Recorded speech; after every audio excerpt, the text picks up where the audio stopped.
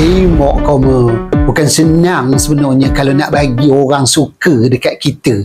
Maksudnya kita ni hebatlah orangnya. Bayangkanlah seorang Raja Charles III, Raja Britain, boleh memilih lagu Siti Nurhaliza, Anta Permana sebagai salah satu daripada lagu dalam senarai playlist peribadinya. Bila dia tengok balik dalam senarai playlist tersebut, maksudnya Datuk Seri Siti Nurhaliza ini sebaris dengan penyanyi-penyanyi pilihan Raja Britain ini seperti Beyonce, Kylie Minogue, Bob Marley dan lain-lain lagi. Apa nak dikenang kan koma? Berbangga berbenarlah kita ni.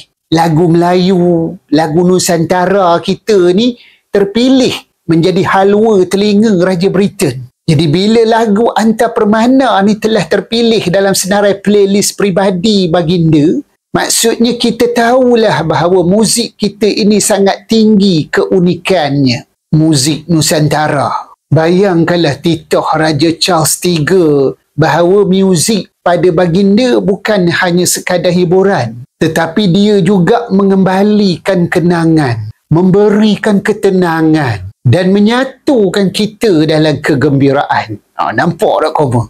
Jadi kita benar-benar tak sangkalah lagu Melayu mendapat tempat di hati baginda Raja Britain ni dan tersenarai dalam seleksi peribadi baginda. Bila kita tengok playlist tersebut, bukan calang-calang punya playlist.